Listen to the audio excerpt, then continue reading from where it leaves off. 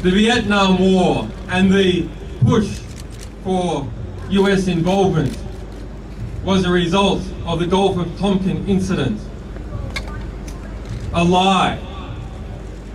The Iraq War famously is a result of lies. Wars in Somalia are a result of lies. The Second World War and the German invasion of Poland was a result of carefully constructed lies. That is war by media. Let us ask ourselves, of the complicit media, which is the majority of the mainstream press, what is the average death count attributed to each journalist?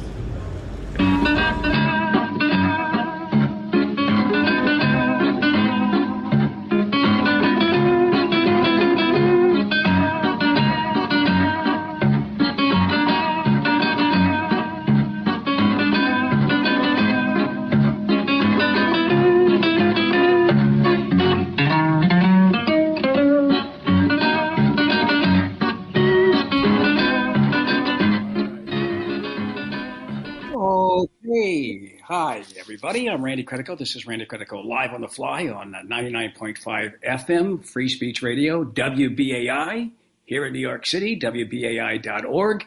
Please support this station because we are not complicit in that death count here at WBAI. We must keep the station alive. That was Julian Assange at the very top of the show. And this week, on Sunday is the 2-year anniversary of his kidnapping from that embassy and his forced entry into one of the worst prisons on the planet, Belmarsh.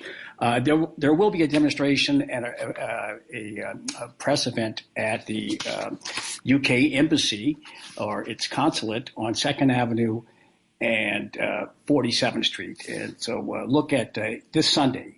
NYC Free Assange are sponsoring that. So I got that out of the way. I have such a great show. And I also want to plug the book that you can get to support the station. It's In Defense of Assange, signed by Margaret Ratner, one of the 2 editors, along with Tariq Ali. And for a pledge of $50, it's yours, signed. So call 212-209-2950. Now, let me get to the show because I got like one of the greatest guests. And he's been on the show before. Thomas Drake is a former senior executive at the NSA, a decorated Navy and Air Force veteran, and an heroic whistleblower. In 2010, the government alleged that Drake mishandled documents, one of the few such Espionage Act cases in the U.S. history of that kind. Drake was, in fact, being persecuted for challenging the NSA's boondoggle, broad-spying Trailblazer project. He is truly a profile in courage and an American hero and my hero. Thomas Drake, thank you for joining us. Thanks, Randy. Glad to be here. It's always a thrill, always a pleasure to have you on the show. Tom, I just want to begin, since this is the 2-year anniversary of this Sunday of what happened to Julian at the Ecuadorian embassy and the persecution by the U.S. government. You heard the very top there. I just want to get your thoughts. We're talking about a guy who's peaceful, anti-war. Why is the government? What are your thoughts about that? Him as a person and the persecution. Well, because as an international publisher, he brought forward from sources, including whistleblowers and others, information that the powers that be, particularly state actors and particularly the United States, and its quote-unquote partners and allies would prefer not to have revealed to the public. And they're pretty ticked off. And if my case, which is the Signature Espionage Act case under Obama, and all the other individuals up to and including the latest, which is the Signature Espionage Act case under Biden, which is Daniel Hale, is any indication, all of these have the press involved. All of them are painting huge targets on the press. And I think the government, U.S., is attempting, because Assange is, in their view, a lightning rod, and whether you like him or don't like him, and separate from, personalities and character profiles and all of that, you have to deal with what was actually disclosed in the public interest. And it's not pretty stuff. I mean, it's just not, in terms of how far, especially U.S. power, but not just U.S., violates international norms, international law, human rights, and a whole litany of other violations and wrongdoing. And they want to make an example of him. But the only way they can make an example of him under U.S. law, because he's foreigner in terms of the U.S., he's an Australian citizen, is they got to extradite him. And that's what's going on right now in the U.K. And if they can extradite him, you talk about Kafkaesque, they can't actually violate his First Amendment rights, quote unquote, because they do consider him a hostile state actor. So they can't violate his First Amendment rights until they bring him to the United States. And they then want what to happened? penalize, press freedoms, and they want to set a precedent, like they attempted with me, right, for quote unquote leakers, right? In fact, the government has even called us leaktivists, right? People that deliberately provide information in the public interest that they wish to keep away from the public. So, yeah, they want to criminalize press freedoms, and they're looking to make an example of them, set precedent, because that now means they use the Espionage Act, and it's the only thing that's kept them from actually charging a U.S. press media outlet or a U.S. journalist or reporter is prosecutorial discretion up until now. So, yeah, if they're able to do this, then that puts all media, all press outlets, all reporters and all journalists. And we even have a former attorney with the NSA who recently is on the record saying, "Oh yeah, I'm glad that Daniel Hale got charged the espionage, but what about the reporter? We need to charge him too." So you can see where this is going. Yes, Daniel Hale, we're going to do something on him next week. Daniel Hale, it's really and reality winner. Thomas, the last time you and I spoke on this show, along with Jesslyn Radak, back in December 30th, just 4 days before the judge ruled that he couldn't be sent to this country, but still remanded him, citing prison conditions in the U.S. are horrific, and he shouldn't be sent on that reason. Are you surprised that, first of all, she put him back in prison, and that the U.S. government, under Biden, the big progressive, is still pursuing, has appealed this case? Nope, not surprised at all. This is part of the pathology of power. Once they sink their teeth into you, they're just not going to give up.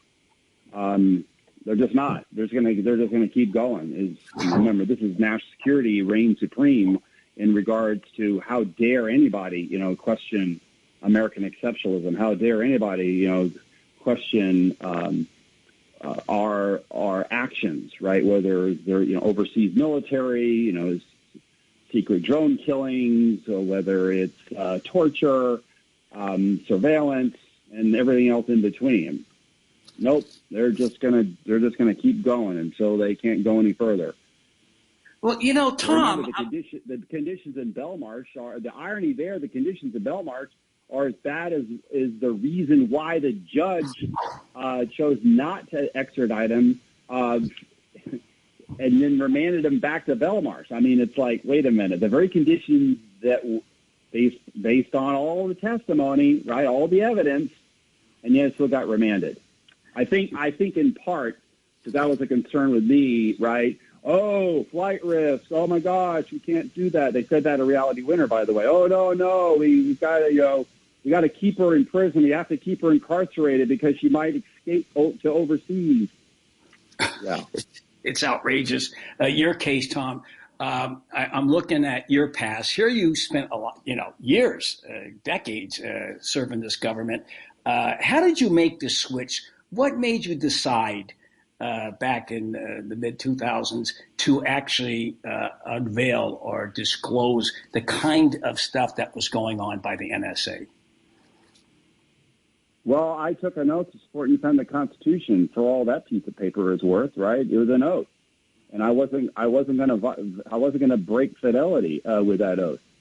And that oath it's an oath to defend and support it against all enemies, enough, not just foreign, but also domestic. I found myself defending the Constitution against my own government from within and from within a secret agency, which has the ability to secrecy, hide its own actions, which is ultimately what the power of secrecy is. And you actually get to hide behind it to do the things that you don't want people to know about.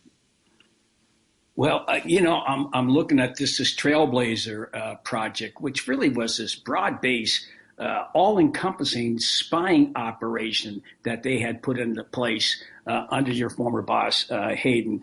But you went public, or you went to the press. The Baltimore Sun got many awards for this. Then they went after you, and because of you. And Reggie, if you could just cue up that little pastiche by Ed Snowden. This is what Ed Snowden said in regards to your case. And we actually have a number of cases throughout history where we've had individuals, even very senior executives of the National Security Agency, people like Thomas Drake, who was concerned with these kind of mass surveillance programs a decade before I was. And he went to the Office of General Counsel at the NSA, right, their legal office, and reported his concerns. He went to the DOD's Inspector General. He went to the Congressional Intelligence Committees. And in the end of this whole process, he was charged with precisely the same crimes that I was. And the thing is, when you are reporting to these people who are implicated, they're complicit in some kind of wrongdoing, a concern that what they're engaged in, that these policies themselves are unlawful or improper, they find ways to ignore it. And well, so there you go. Obviously, he looked at your case and he, I guess you would concur, did the right thing, Tom. Well, he knew, based on my case and others, that, remember, I'm the only one that was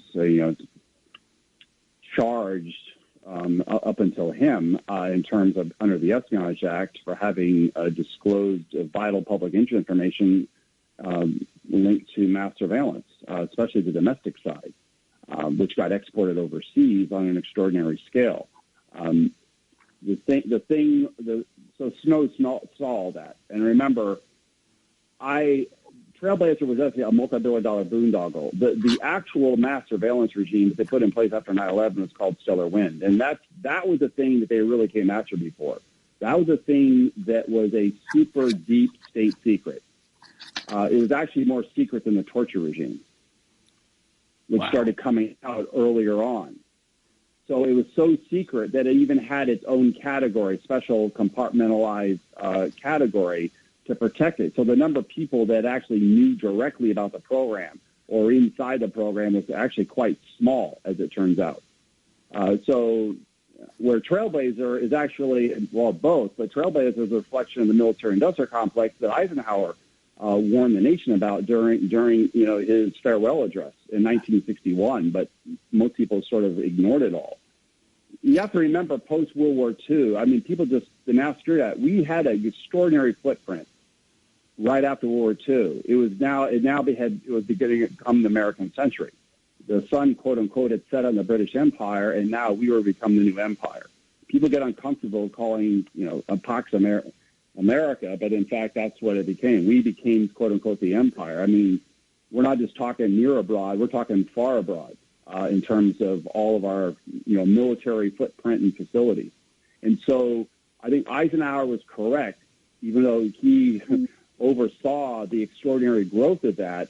What would this mean later on? That what I call actually a form of national socialism. I'm going to say that. I've never said that before in terms of the military-industrial complex, because, hey, let the largesse of U.S. Treasury just pay for umpteen billions and billions and billions and billions of dollars just to keep the beast going.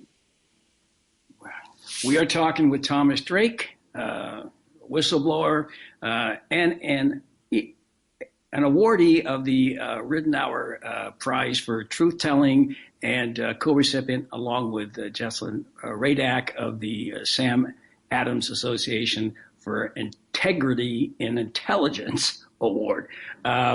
So, by the way, when you got that award, you quoted or you paraphrased Frederick Douglass in your speech at the Sam Adams Award ceremony. What prompted you to say or quote or paraphrase Frederick Douglass? Well, because it's power. It's unbridled power, and he was an extraordinary abolitionist. I consider him. You talk about the long arc of history. He was definitely standing on it because of just the utter. Slavery was just such an abomination, and here we are owning slaves for commercial purposes, right, and abusing them at the same time. I mean, that's part of the original sin of America, even built into the Constitution of all things. People forget our own history. I mean, it's this weird manifest destiny that we attempt to hold others to a very high standard, but when it comes to us violating those standards, well, we can because it's exceptionalism. Right. Tom, this is all power politics. Remember, this is where Randy, it's very easy to become incredibly cynical about the human condition over the millennia. The first to tell you. This whole thing, power politics, you've got something I don't have. I don't like you. Well, I don't like you either. I mean, I still remember, the Star Wars cantina scene. I'll be careful. You'll be dead. I mean, I'm wanted. Remember where the guy was sitting there at the bar? I'm wanted in 12 star systems. Yeah, well, I mean, it's what? We just immediately go to our weapons? I mean, that's just, we've developed weapons now that can wipe out vast numbers of people and even conventional weaponry. I mean, it's all kind of in this weird weapon, I call missile envy, which is all about power projection. I mean, I have real concerns right now about Cold War 2.0. It's like, even the United States, this whole thing with terrorism, that's just old.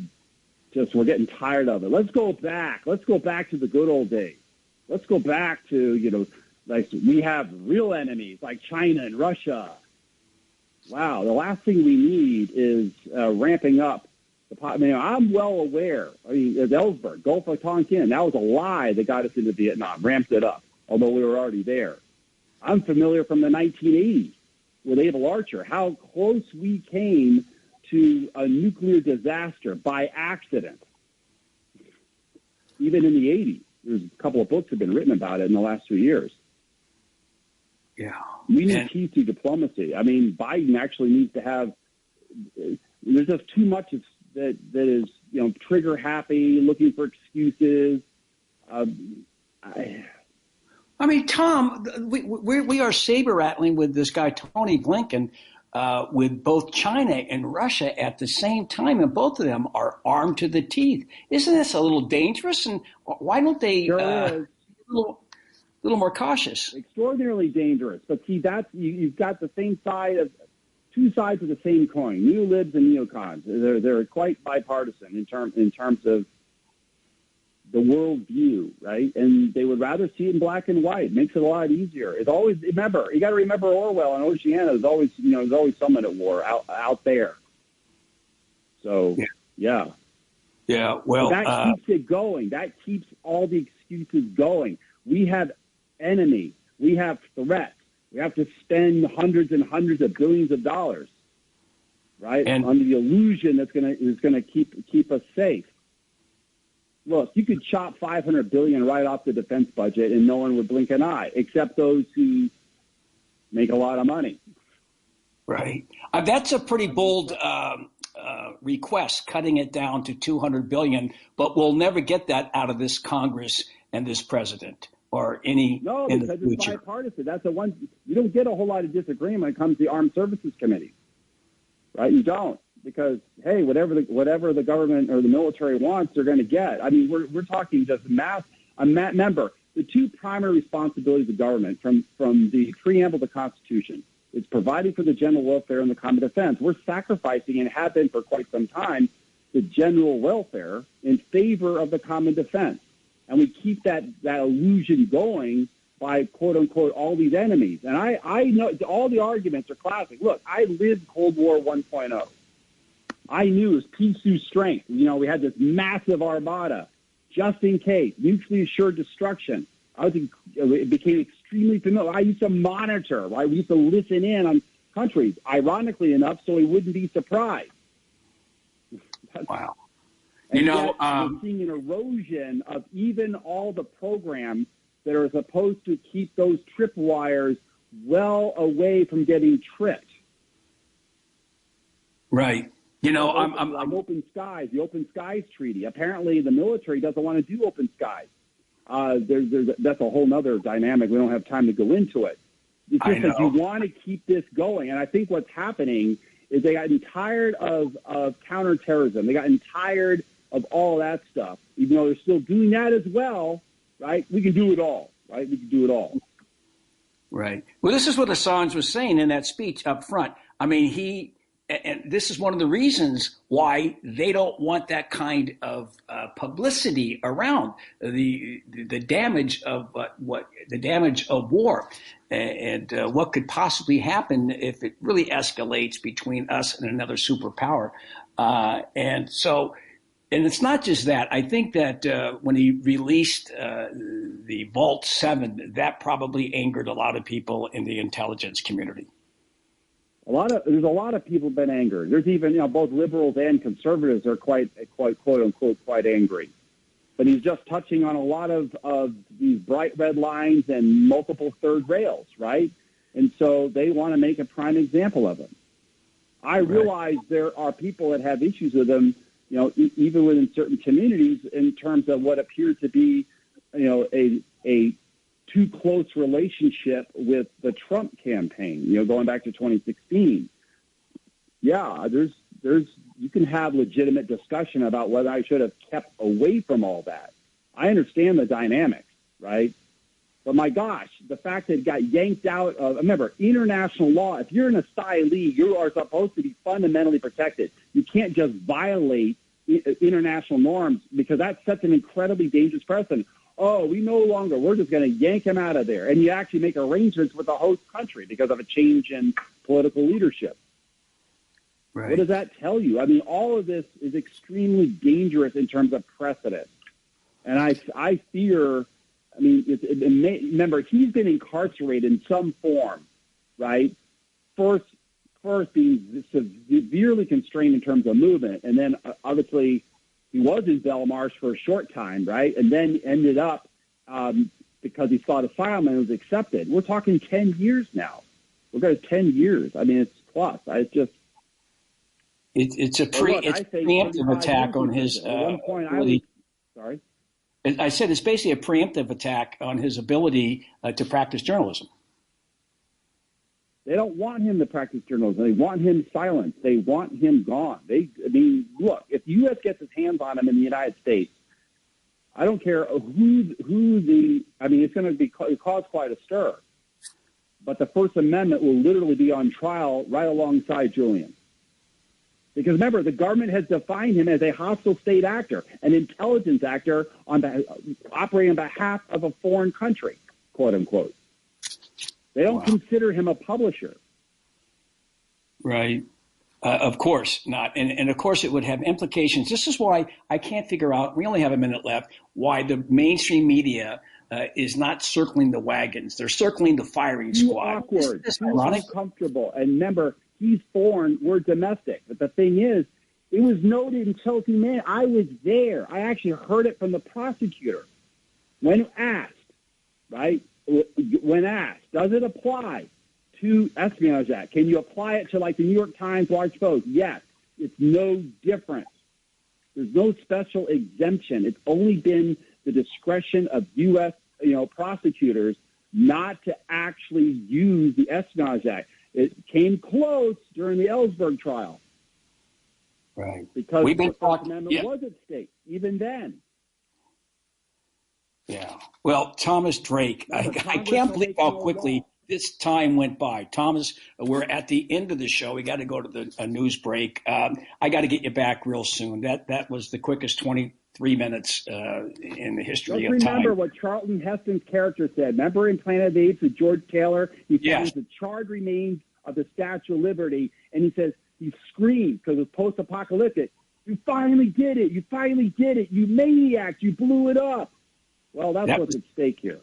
Yeah, that's one of my favorite, maybe the only Charles. No, I liked a few of them. Touch of Evil. I've been talking to NSA whistleblower Thomas Drake. Thomas, thank you very much. You're an American hero, and thank you for coming and supporting me at the lowest point in my life. We're going to go out with Little Crosby, Stills, Nash and Young. Thank you, Thomas. No, you're welcome, Randy.